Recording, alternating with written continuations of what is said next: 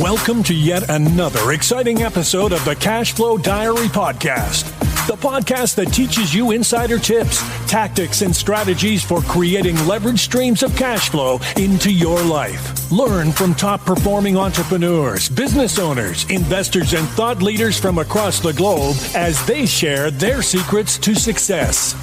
Like what you learn on this and other Cash Flow Diary podcast episodes? Go to learninvestingnow.com and sign up to receive powerful tips and information that will help you succeed as an entrepreneur and investor. Now, here's your host, investor, entrepreneur, business owner, educator, speaker, author, and master facilitator of Robert Kiyosaki's cash flow game, Jay Massey. All right, and welcome to the Cash Flow Diary Podcast. I'm your host, Jay Massey, and I'm glad that you are here today because we are going to talk about something that I think is, well, relevant. Relevant to you, relevant to me, relevant to all of us, because times have changed. Meaning, you had a plan. That everybody has a plan. In fact, our guest today would say that, yes, everyone has a plan until they're punched in the face. That, you've heard that quote from Mike Tyson before, and it's also true again.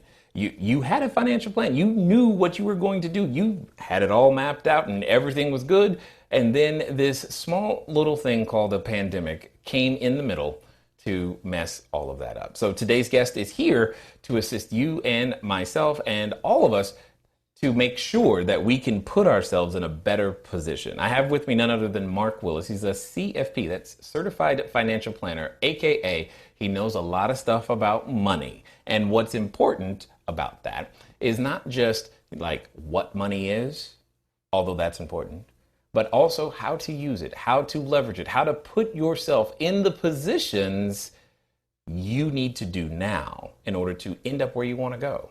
Because there's nothing more important. You don't plan a trip, you don't go to the grocery store without having an understanding of which direction you're going to go. The same is true for your money. So what that means is that today is that we're going to talk about that. We're going to put ourselves in that position, and we're going to all take some good notes to make sure that you and I can keep going in the proper direction despite the circumstances. So do me a favor. Let's get ready to listen, learn, and love Marc Willis. Marc, how you doing? Man, I'm loving life. What an introduction. Thanks, Jay, for having me on the show. Well, I appreciate you taking the time. Definitely glad that you are here. Now, here is my question. The first time that you're here, first time anyone is here, I have to ask them the same question I tend to ask everybody else. Are you ready? Let's do this. All right. I tend to look at today's entrepreneurs a lot like yesterday's superheroes. So, Batman, Robin, Wonder Woman, Hulk, you get the idea. Because I think of today's entrepreneurs a lot that way. There's a lot that we have in common. For example, as an entrepreneur, I can envision myself flying around town, leveraging our products and services, and saving customers one sale at a time, just like a superhero. But also, a superhero has a beginning. If you think about Spider-Man, for example, there was a time where he was just a kid going to school, doing his thing, and then one day decides, because he discovers, if you will, that he's got a superhuman ability. He was bit by a spider, and now he's got to choose. Do I use this power for good or for evil? So my question to you is as follows. Before being a CFP, before your Lake Growth Financial Services, the company, and before your books, before everything that we know you for today, even before not your average financial podcast, your podcast, even before then, what we want to know is, who is Marc Willis? Well, you love the Spider-Man story. I'll start right there. I was bit by a radioactive banker. Okay. A radioactive banker. I love it. So didn't quite get the wall climbing abilities that our friendly neighborhood friend received. But here's the story. Mm-hmm. The college years of my life were awesome and incredible. I met one beautiful woman, and she's now my incredible, beautiful wife. But I unfortunately met another woman in college that hung around with both of us after we left. I know that sounds weird, but her name was Sally Mae. Ah. Yes, yes, you did. Many people have met that woman. That's right. She wanted a room in our house, and the payments were great. We had 2008 was the year we graduated grad school, and we left school with $120,000 of student loan debt. And for us, with no jobs in the middle of the Great Recession, that was a big chunk of cash with no plan to pay it off, Jay. And so we stuck with it, tried to power our way through it, just tried to punch into that debt and get rid of it as fast as we could. But it was crushing. It was like a mortgage payment we didn't ask for. And our careers were not starting like you think you might get a career once you graduate college, unless you're in the middle of a global crisis, which has happened now 3 times since just the year 2000. Right. So if you're listening to this and you're not yet graduated, first of all, good for you for learning outside of your schoolwork. Incredible shows like Cash Flow Diary. But 2, just realize you could be right where I was and where millions of other Americans are right now, unemployed, with lots of debt and no plan to pay it off. And so that's really where the story began, was being bitten by a radioactive banker called Sally Mae. And for the next few years, our goal and our plan was to figure out how could we find a way to build true wealth and become not just debt-free. How could we be better than debt-free? How could we fire our banker and become our own source of financing? Being better than debt-free to me meant becoming the banker himself. So the superpower was, we became the banker, right? We were bit by that radioactive banker. We became a banker to ourselves and to many others now. And we've learned to become our own source of financing, controlling the environment where our money lives, controlling the cash flow to an extent where we haven't felt this recession, and we plan not to feel another recession ever again for the rest of our life. We're financially immune. We've protected ourselves from the pandemic. We've antivirused our money, Jay. Yeah, I like the idea of financially immune. I think there's going to be a lot of people who can resonate with either not only those phrases, but that idea, that concept, and they're going to want me to ask more questions. So here we go. There's some things that you said that I think were interesting, but before we get to the, good stuff, the relief, I want to dig in for a second. So I just want to make sure I set the scene correctly. You said 2008 is when you and your bride graduated, correct? Yep. And that you graduated, and that was grad school, not just undergrad. Yeah. Mm-hmm. Got it. Yeah, that was grad school when we got through. It was May 2008. Great time of year to be entering the job force. So, and then when you said 120, was that both of you, or is that each? Combined. Yeah, combined okay. 120. Got it. And yeah, I mean, there are definitely. And we weren't doctors, lawyers with a giant income waiting for us on the other side. Yeah. Good point. Now that is enough. 120 is definitely enough to get in some places more than one house, for sure. And I can see where you're coming from. So what was, I guess, let's take us to the second. What was the thought process like? Because see, there's a time where when you went into college, what did you think? What were you expecting? What were you planning for? What was the hope? By the time, because you knew this May 2008, that part wasn't a surprise, but the circumstances that were prevalent at the time, that probably was the surprise. But so when you went in, what did you go in thinking as? Well, that this magical money would just keep falling from the sky, and that somehow, some way, future Marc would figure it out. What's that old scene from The Simpsons where Homer Simpson is like drinking a mixture of mayonnaise and vodka? And Marge comes up to him and says, "Homer, aren't you going to hurt yourself? Isn't that terrible for your future health?" And he's like, "Future Homer? Oh boy, I don't envy that guy." And he takes another big drink. I think many of us, have a similar view to our own future. It's actually done. Recent studies have been done on the part of the brain that thinks about our future self is the same part of the brain as we understand strangers. And so how kind do you want to be to some stranger? How much are you going to save for the stranger's retirement? This future self, or how much are you going to save to get ready or to prepare for the ultimate day when all those student loans come due, for example? I mean, again, the problem is not just the the 18-year-olds that are handed a bunch of student loan debt, whether or not they understand it. The problem is the entire family system and the entire country has been on a trajectory of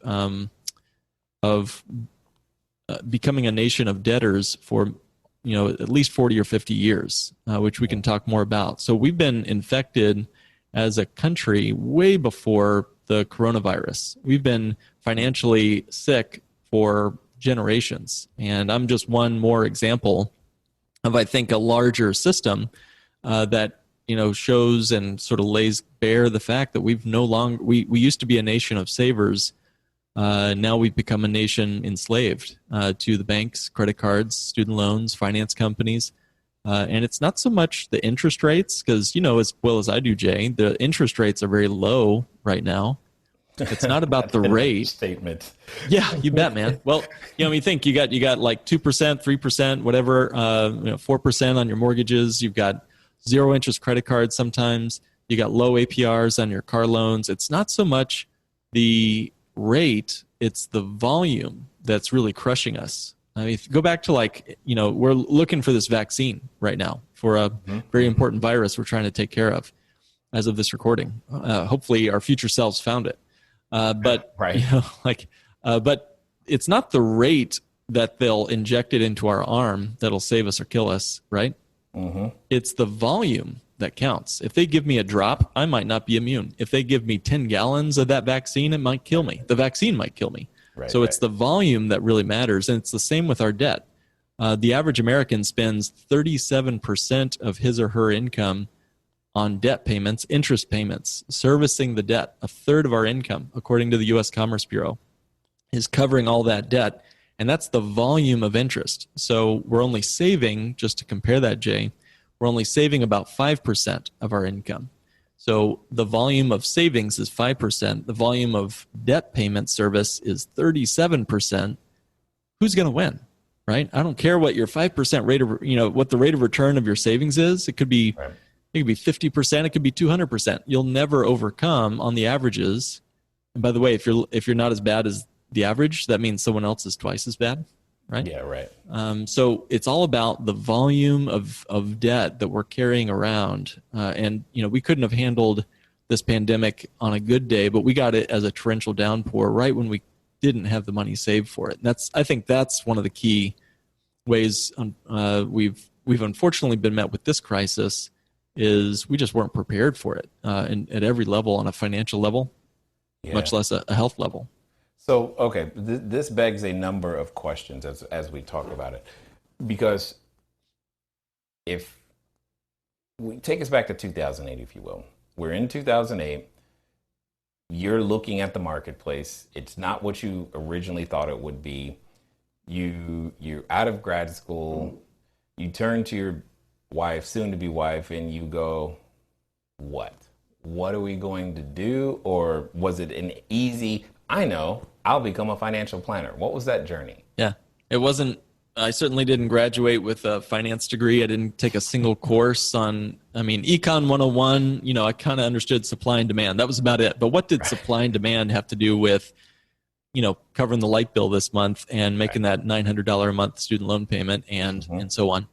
So all we had to go on was this guy on the radio who talked about being debt-free and following some baby steps. So we tried. I think I know who that guy is. Okay, good. He who shall not be named. Right. So we had a long conversation. We started that journey, those baby steps. We started throwing all we could at the student loans. We had rice and beans, Jay, and on Fridays we'd go crazy and have beans and rice. That was basically our life. Oh, yeah. And rice? That's way different. I like it. Yeah. Good. Way to go. We were throwing it all toward the debt, and we thought we were doing all the right things. We had multiple side hustles. You'd have been real proud of the younger versions of us, right? We were trying to do all that we could to bring in passive income and active income, anything we could income. And we found ourselves sort of waking up halfway through, not really knowing why we were doing what we were doing, except that this radio host had told us to do all this stuff, and we never questioned it. And we also, I guess, sort of hook, line, and sinker said, hey, let's just kind of follow the mainstream advice of getting the employee 9 to 5, Let's do the traditional, buy some stock, bonds, mutual funds, invest in the markets. At that moment, I was starting to look into financial planning, making it my own personal passion. It became so important to my wife and I that we figured this money thing out, that I wanted to start diving into this on a professional level, Jay. So I started working alongside a CPA in the midst of the Great Recession. And that's when I started realizing this whole thing was a giant house of cards. This stock market, Wall Street model of investing the money we cannot afford to lose. It was a wake-up call. I mostly did tax preparations for this CPA, but I got to overhear some of her clients' calls where she was making those calls saying, "I'm sorry, Mr. Client, Mrs. Client, you're 65 years old and you're about to retire, but you cannot retire, like we thought you could. I just lost you half your life savings." So, I was thinking I was on the short end of the stick just graduating college. At least I had, decades of earnable income in front of me. Some of these folks were seeing their 401ks become 201ks. And they didn't have 10 years, 30 years, whatever, to let that recover. So I started doing some more research, and it was a light bulb moment that, where is it written that we have to put all of our money into things we can't access, have no control over, and multiple people have their hands in the pot to get our money out of our pocket through fees and taxes? So to me, that was sort of the light bulb journey that sort of got us started looking at what's a better way, what's a better solution, both for our clients, because I was looking at starting a financial firm at that point, but also for ourselves, my wife and I. How could we find a way to get back control in the driver's seat with our own cash? Well, what I like about that is that a lot of businesses are exactly that. They are born out of either a necessity from the individual themselves. It's not like you were necessarily searching, at least it doesn't sound like you were searching for, hey, how can I start a business of some kind? It was more of a, what's a better way? How can I build a better mousetrap? What on earth do I do to solve this problem? Because if I've got it and I'm hearing they've got it, then there's likely something here that can happen. So it sounds like we're approaching what I like to call the superhero moment. It's that moment where you realize, wait a minute, I've got something special. I've got something that I can share. I've got something that the marketplace could use. Maybe I should offer it. Tell us a little bit about that, and specifically the conversation with your significant other and how that was at that time, because there's a number of people listening who likely want to make some sort of change like that too, but are having trouble making that change. Hello there, entrepreneur. This is Jay Massey. I know that if you've ever gone over to the site, cashflowdiary.com, you may have asked yourself, where on earth do you get a domain name from? Especially as you are beginning to build your bigger, better, badder business, you need a web presence. You need the email address. You need a way for people to contact you electronically so that you can stop doing the @gmail.com game. Well, the good folks over at GoDaddy have definitely supplied us with every domain that we have ever used. So what I want you to do is I want you to go over to trygodaddy.com/cashflowdiary. Again, that's trygodaddy.com/cashflowdiary, because it's a quick way for you to get set up to capture your domain name the exact way that you want it. They got easy search functions, and most importantly for you is that you'll be up and running today. As I said, once you get started, stay started. Don't let small little obstacles of how to get your own domain name going stop you. So again, go to trygodaddy.com/cashflowdiary, and let's get back to the rest of the story. Yeah, it was very clear. A mentor of ours, professor from our college, I think he felt sorry for us, seeing us work and sweat so hard, trying to wipe it. Because we were throwing a couple $1,000 extra a month on our debts on top, and we saw it as that was our only pathway. And he came to us and he said, Mark, is it possible that Dave Ramsey could be wrong about something? Is it even possible? Is it even possible? Okay. And that was the crack open moment. That was the moment when my mind started to finally crack open. Because you're like, wait, what? Jay. What do you mean? Tell me more. Yeah. Right. He was like, Wait a minute, you're saying he didn't, write the fifth gospel of finance, or you're saying? So for us, it was sort of a wake up call. We just really thought anything he said just dripped from with honey, and so that was sort of our only. We didn't ever, I guess, question the and let's be real. Advice. Yeah, some plan, even one that you ultimately discover is not the one that you're looking for or solves all your problems, is better than no plan. You bet, man. Because at least that's right. It begins some momentum down a particular direction. I'm curious to hear though, what is it what did you change? What was the realization that made you that was like, oh, well, this needs to be different? What needed to be different from what you were previously doing? There were two things, and you're so right, man. I'll just echo. Get on the horse and just start moving. Ready, fire, aim is a great way to look at things, because the sooner you can do something, it's better than waiting for that perfect plan. Winston Churchill, I think, said, a plan violently executed today is better than a perfect plan next week. I hope that was Winston. Double check me on that. But I think someone in the comments will. You bet, man. Yeah. But, you get the point. Ready, fire, aim. While you might make a few mistakes, better than no plan at all, for sure. Right. So there were two kind of big light bulb moments. One was, could we have seen the real estate crisis coming? Could we have seen that coming? Could we have known that Lehman Brothers was going to fail?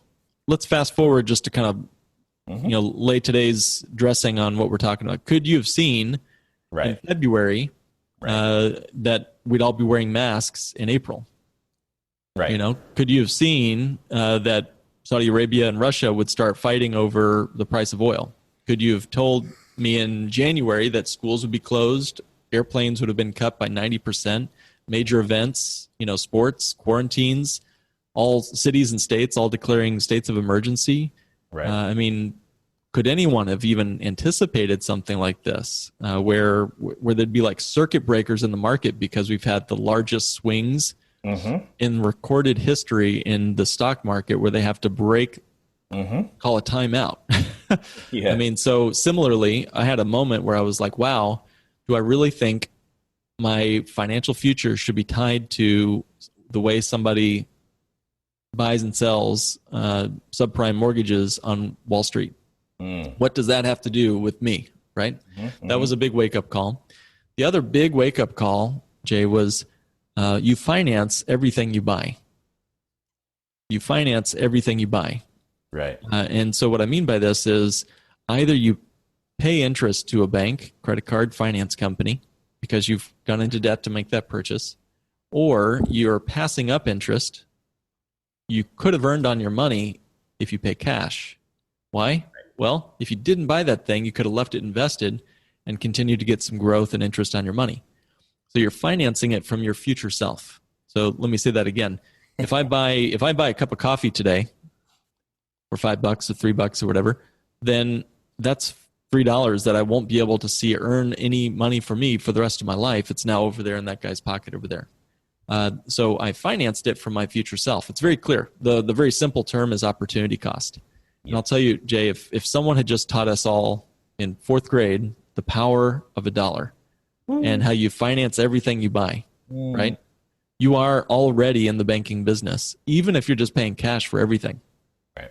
Because you're just sitting on the wrong side of the banker's desk. So those were my big wake up calls. I like it because there's a lot just in those two things by themselves. But I guess for those that are listening, and so that they can continue to begin to put together their own path, I have an understanding of what you're saying, and they probably understand the words too, but I can see they're asking, okay, Marc, but what do I do about what I know? So I ask you, Marc, when you discovered this, what did you do now that you knew this? What was the day-to-day? Was there a day-to-day change? And was there a philosophy change? Is that what gave you the courage to say, you know what, honey, we got to start our own business? Or where did that come from? Sure. Well, it was a realization that we weren't done with volatility back in 2008. We weren't going to be done with recessions.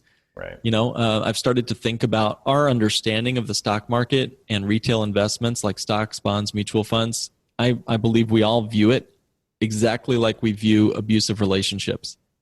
Here's what I mean by that. And as a CFP, I know this sounds controversial, but just listen to what mainstream media says about the stock market.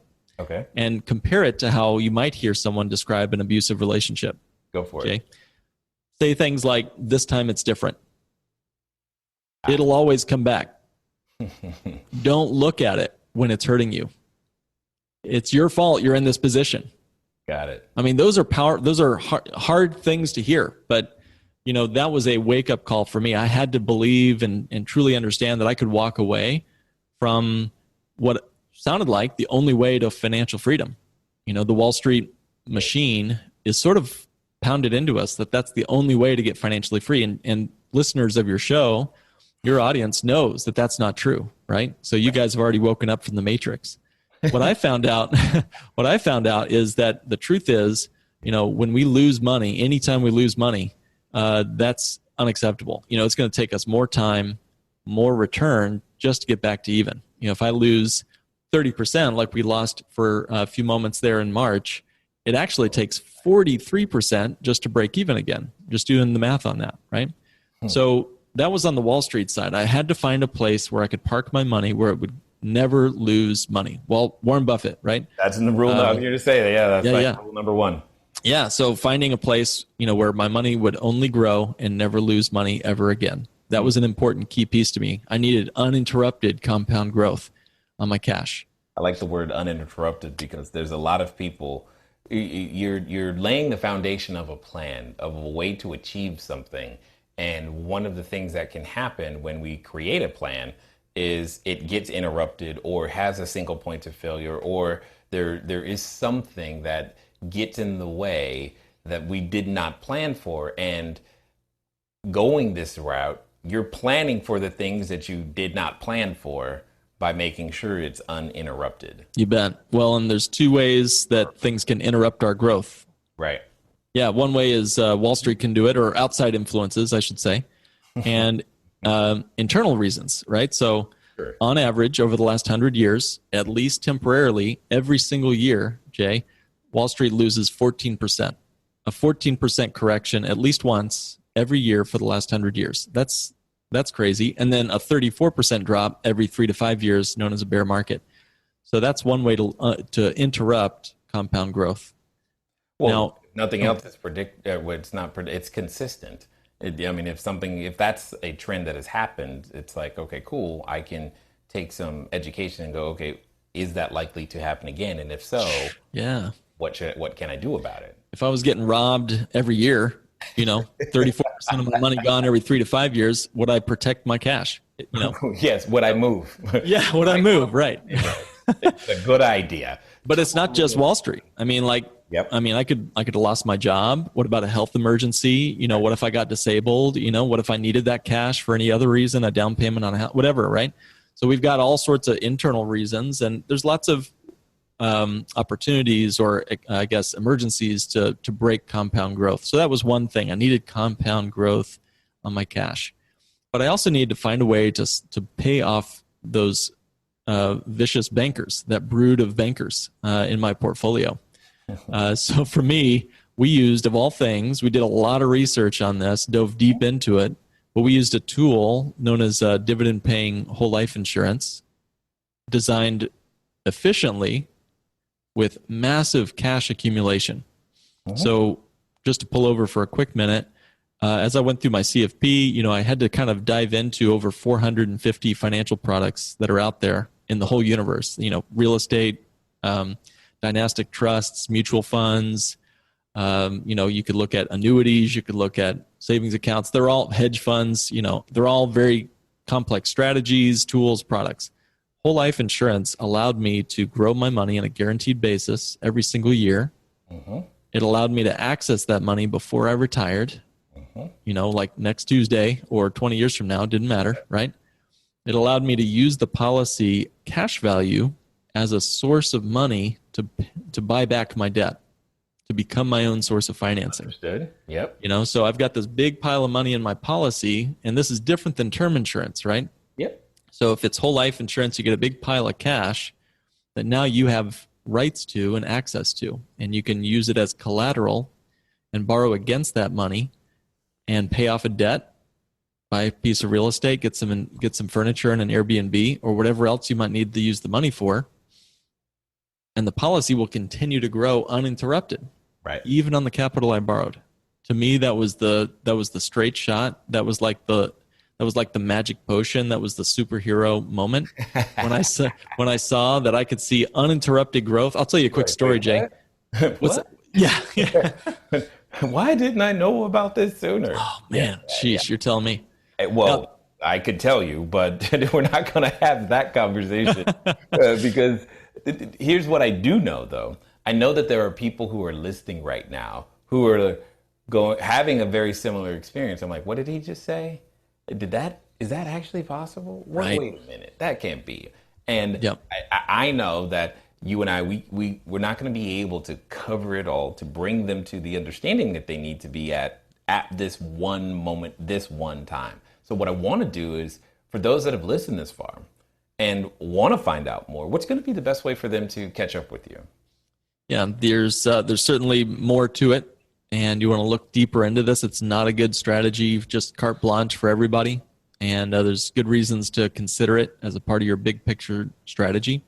But if you want to dive into how to become your own source of financing, the best thing you can do is go to growmorewealth.com, where we'd be happy to talk with you and sort of answer your questions. It's also where you can find all of our other links to our podcast, where we've got over 100 episodes on this strategy. But it's the idea of banking on yourself and becoming your own source of financing. So if you go to growmorewealth.com, it's growmorewealth.com, you should find everything you need to find. So as we wind down here, I've got a final question for you because I'm curious to hear your answer. There's a number of individuals who have listened this far. They like what they're hearing, and they see how you've been able to go from the situation that you were in. You were given, you entered the workforce in a time in which jobs were scarce, and yet bills and debts and college loans and all that other stuff was high, and you navigated it by educating yourself, and then now taking the time to educate others, which makes perfect sense. Also, though, there are individuals listening who likely are gathering the courage, if you will, to do something very similar for themselves. They started this episode in one position, and now they're like, well, if he can navigate it, so can I. And maybe I've got a shot too. And they're at what I like to call the precipice of decision. It's that point at which all right, there's something you should do. I should go in this direction. But because we're human, anytime we're confronted with that, we have a companion. And that companion comes in the form of a voice most often. And for some people, they're related to that voice because it reminds them of, you remember what happened last time? And oh no, are you sure you're going to be the one to teach people this? So my question to you is as follows. Let's pretend that this time it's going to be different. This time they're actually going to follow through. They're going to do exactly what you suggest. What should they do?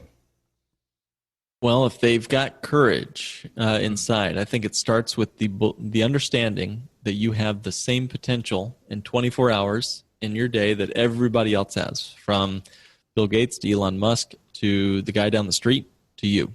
We all have the same potential. The question is, what are we going to do today that'll move you in the best position to leverage those 24 hours, those beautiful, precious 24 hours we're all gifted each day, to a place where it puts you in a spot of confidence and growth and maximizing your potential. I said everyone has the same potential, but Jay, I don't want the word potential on my tombstone. He had such potential. I don't want that on my tombstone. So what are we doing with our potential? And a rocket ship on a launch pad has all this potential, but if it just sits there for 30 years, what good was that? What a shame, right? Lift off. Activate your potential. Now might be just the moment to do that. I love it. I definitely appreciate the message, because there are many that could feel like now, especially now, It's a time where there is no way, there is no hope. There's nothing I can do. And giving up is not necessarily, recommended, but more importantly, hope is not a strategy either. And you've managed to find a way and now guide people to do the same. And so let me just be one of the first to say I definitely appreciate you taking the time to share your knowledge, your wisdom, as well as your insight here with us today at the Cashflow Diary. Well, thank you, Jay. Yeah, it comes to, you got to have a mindset to think like a banker. That's a different way to view your entire world. You also need tools in your toolbox that can tangibly get you down the path, right? I can think like Tiger Woods, but unless I got his swing and some of his actual products in his bag, his clubs, it's all just a mind game. So you're right, man. We got to have the right mindset, but we also have to have the right tools, products, and strategies to get us down the way we want to go. All right, ladies and gentlemen, you know what time it is. It's time for you to move at the speed of instruction. What does that mean? That means get over to growmorewealth.com. Why? Because you heard something that you did not know before, or heard it in a different way before. It resonated, and you felt that thing on the inside that says, do something. Well, the something is very simple. growmorewealth.com. Get there now, because you want to take advantage of the time that you have, because we all have. He said 24 hours. I like to say 1,440 minutes. You have the time to go out there and make yourself just a little bit better than you were yesterday. Ladies and gentlemen, it's been fun talking to you guys today. I look forward to talking to you soon. Until next time.